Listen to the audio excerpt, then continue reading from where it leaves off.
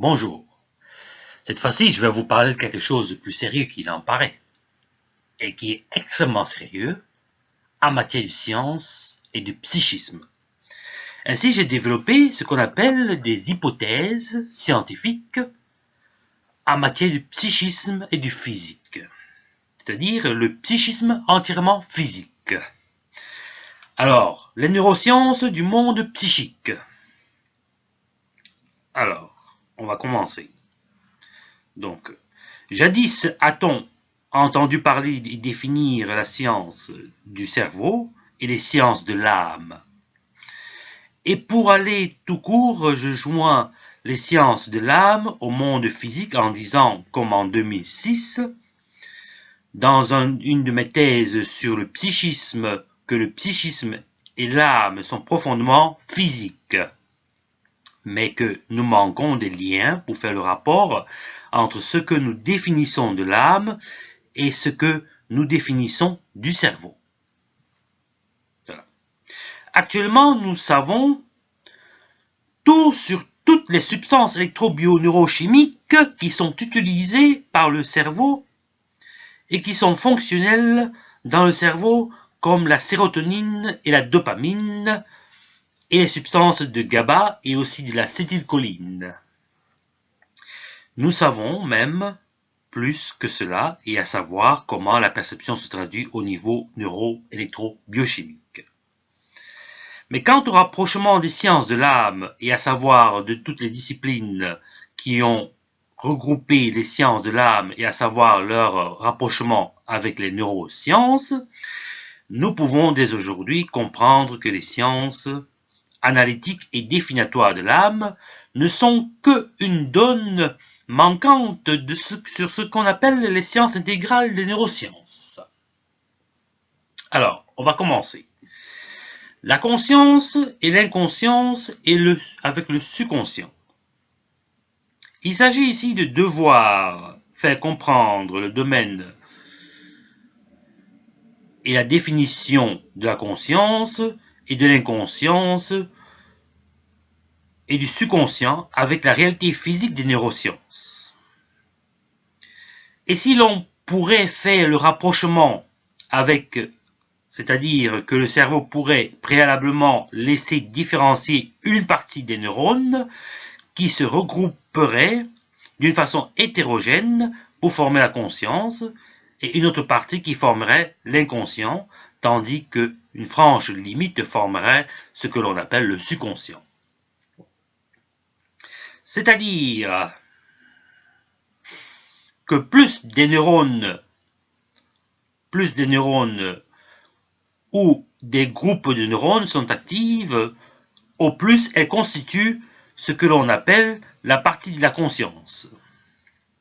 Cela ne veut pas dire que la partie de la conscience active, la partie de conscience des neurones actives, ne peuvent pas former la norme de conscience ou la partie de l'inconscient. Et ceci de comprendre comment fonctionnerait la mémoire par la suite.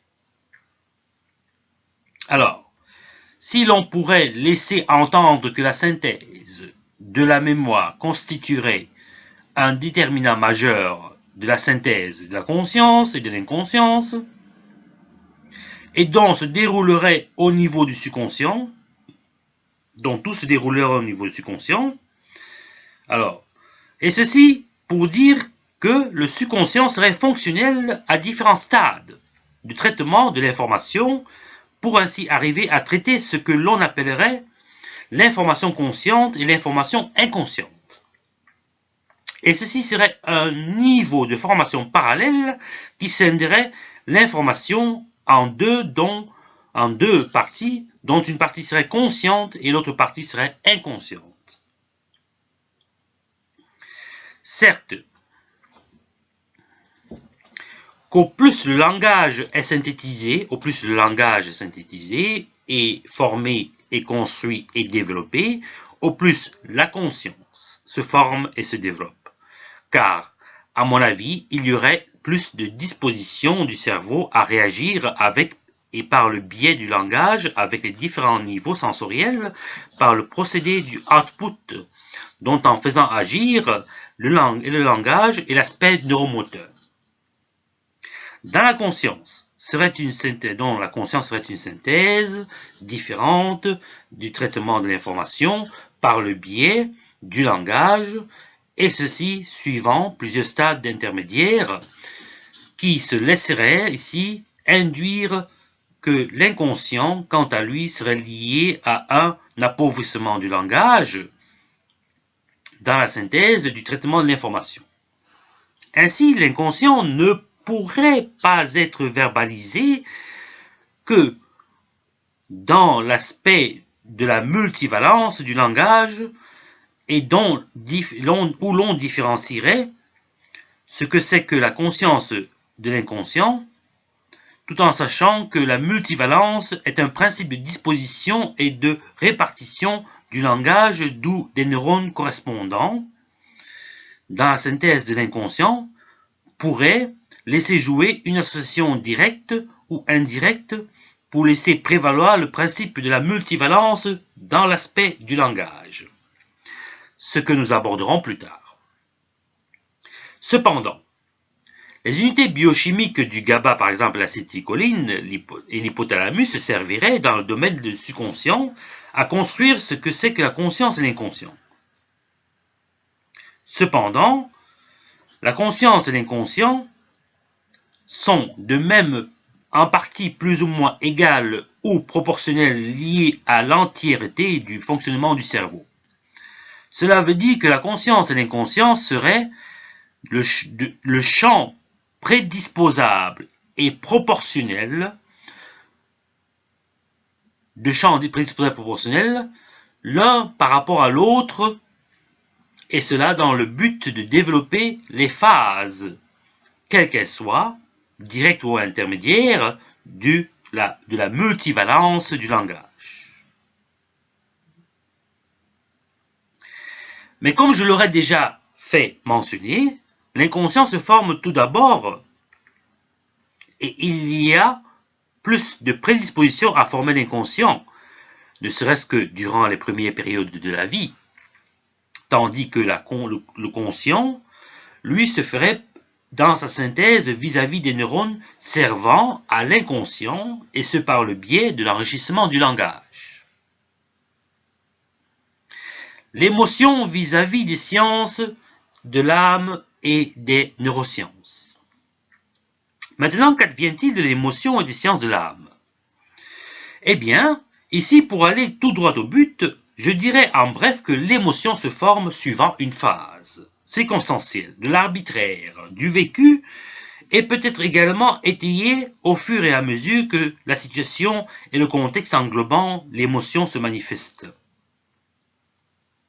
Donc, qu'à chacun des procédés de la pensée intellectuelle que j'appellerai ici la PI, pensée intellectuelle, serait simultanément élaborée une dualité parallèle et constante qui se fixerait de façon parallèle pour consolider la mémoire, et ceci suivant les limites établies par le cadre du potentiel d'action. Cependant, cette dualité de la pensée émotionnelle, PE plutôt, et la pensée émotion ou affect, et la pensée la pensée intellectuelle, PI, irait de pair pour concevoir une représentativité émotionnelle de la conscience et de l'inconscient et une représentativité intellectuelle de la conscience et ou de l'inconscient. Et donc, qu'à chaque élaboration d'une unité de la pensée intellectuelle se développerait donc en labo intraneuronal d'une forme de PE, pensée émotionnelle, et dont la charge émotionnelle pourrait bel et bien servir à la meilleure flexibilité fonctionnelle de la mémoire. C'est-à-dire que le potentiel d'action, quant à lui, limite l'élaboration du PI et du PE, et le PE, donc, quant à lui, aurait une particularité de fonctionnement par rapport au PI, et servirait à concevoir donc la référence adéquate permettant de retrouver le contenu du PI dans la conscience et dans l'inconscient. Ainsi, le PI, lui, serait donc appauvri, la pensée intellectuelle serait appauvrie dans le cadre du champ de l'inconscient. Cependant, nous avons le cerveau droit et le cerveau gauche, d'où une partie de ces deux cerveaux serait riche en émotions et ou permettrait donc plutôt de faire prévaloir des émotions. Les émotions sont structurées en même temps que le PI, dont la pensée intellectuelle vis-à-vis du rôle de la molécule biochimique qu'est le GABA et l'acétylcholine. Donc, c'est ceci en fixant les limites du contenu, à la fois émotionnel et intellectuel, sur le principe de la pensée unitaire. La pensée définit ici donc de façon unitaire vis-à-vis des neurosciences. Ainsi, nous avons ce que l'on définit par la pensée unitaire et qui est formée et se construit par l'élaboration d'une pensée intellectuelle et d'une pensée émotionnelle, et ceci allant du début des bases, servant donc au langage de la complexité symbolique et significative du langage, et d'abord suivant une phase préalable au début de la vie.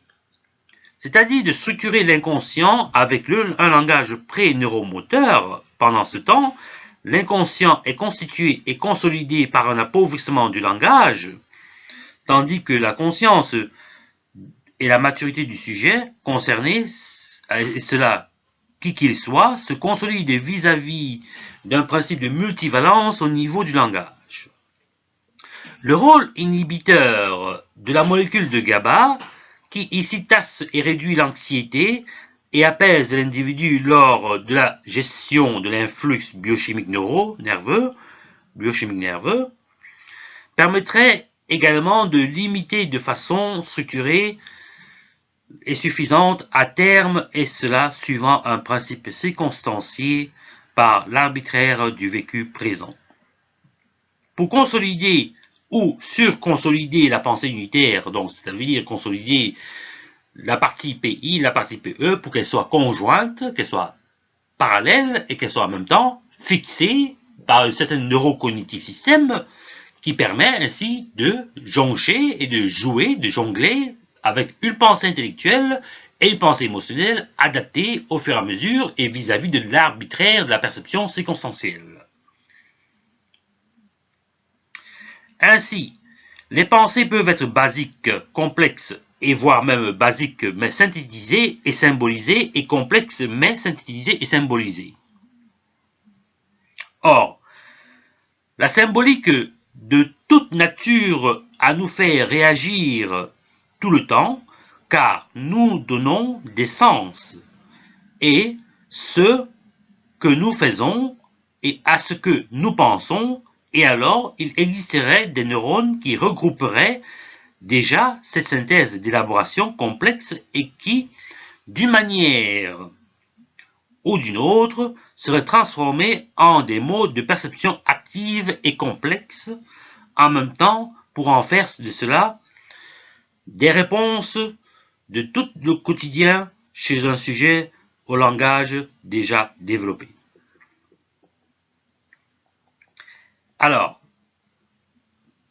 et ces modes complexes d'action de la perception seraient de nouveau des formes de base regroupant un principe unitaire de la pensée avec cette fois-ci une pensée intellectuelle bien plus développée et probablement aussi une faculté émotionnelle vis-à-vis de ce principe unitaire de la pensée autant développé.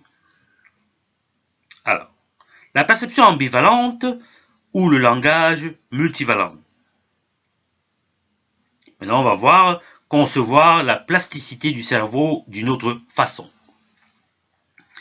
Et si l'on s'adonnait à concevoir la plasticité du cerveau autrement, c'est-à-dire qu'en plus de la synthèse de la conscience et de l'inconscient, nous arrivons à dire que quant au sens de la synthèse de la conscience et de l'inconscient, en fait, rien ne se perd et rien ne se crée vis-à-vis du monde des neurones agissant et dont ces neurones se subdivisent pour former ce que l'on appelle la conscience et l'inconscient.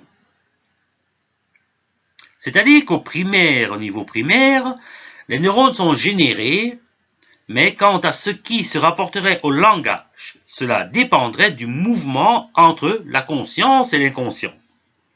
Ainsi, ce n'est pas pour rien que par rapport au psychisme, Freud parlait de la dynamique du psychisme, et donc par conséquent de la dynamique de la conscience et de l'inconscient.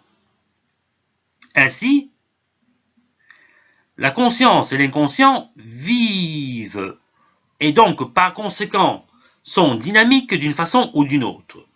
Et l'on pourrait dire donc qu'au plus un neurone sert à faire fonctionner la conscience, au moins il servirait à faire fonctionner l'inconscient. Et d'une part, l'aspect multivalente du langage est déterminé et anticipé par le principe de la synthèse, de l'inconscient et de la conscience.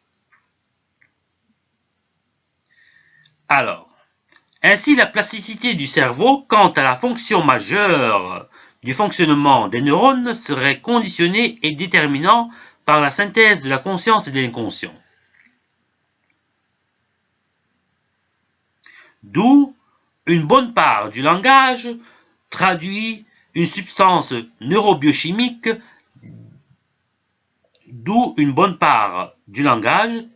en substance neurobiochimique déterminerait ce que l'on appelle la plasticité fonctionnelle langagière du cerveau, et cela au niveau du traitement de l'information.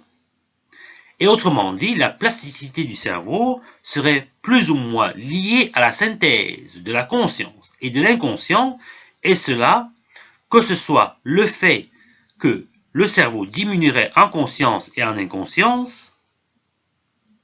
Ainsi, en fonction d'un arbitraire circonstancié, la synthèse de la conscience et de l'inconscient serait proportionnelle. Donc, nous pouvons laisser sous-entendre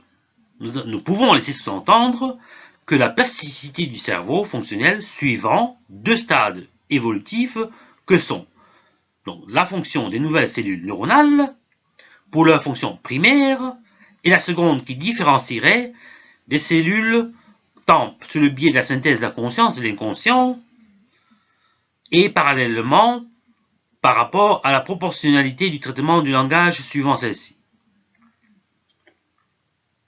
Maintenant, la synthèse de la conscience et de l'inconscient sont en principe pour tout autant importants au fonctionnement du cerveau et au traitement de l'information et pourraient tous les deux en principe être des principes sécuritaires fonctionnels du comportement.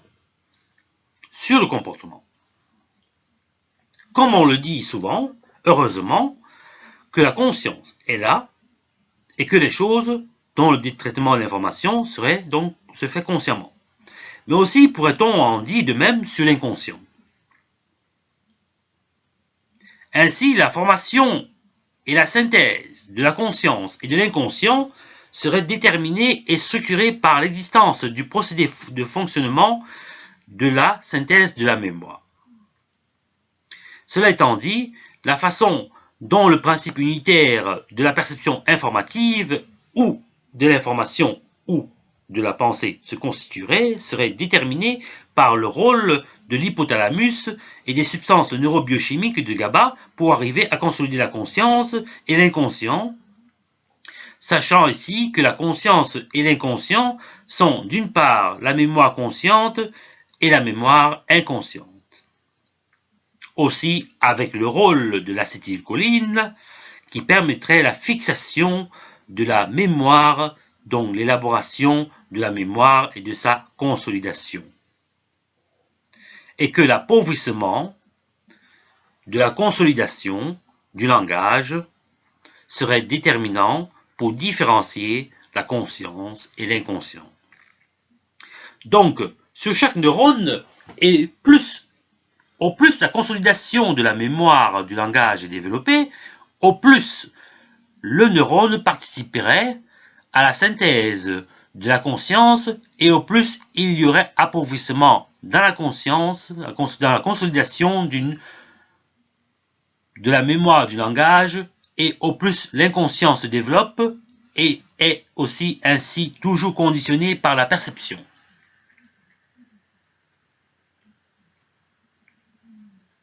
Dans le cadre de la plasticité fonctionnelle du cerveau, les cellules neuronales seraient donc tous serviables au principe de la synthèse de l'inconscient, car le langage n'étant pas encore développé, mais prédisposé à se développer et petit à petit à consolider la synthèse de la conscience et permettrait donc ainsi d'agrandir le champ de la conscience et d'où peut-être aussi la maturité, qui plus tard donc serait une forme de consolidation de la conscience en fonction et par rapport au comportement de l'individu.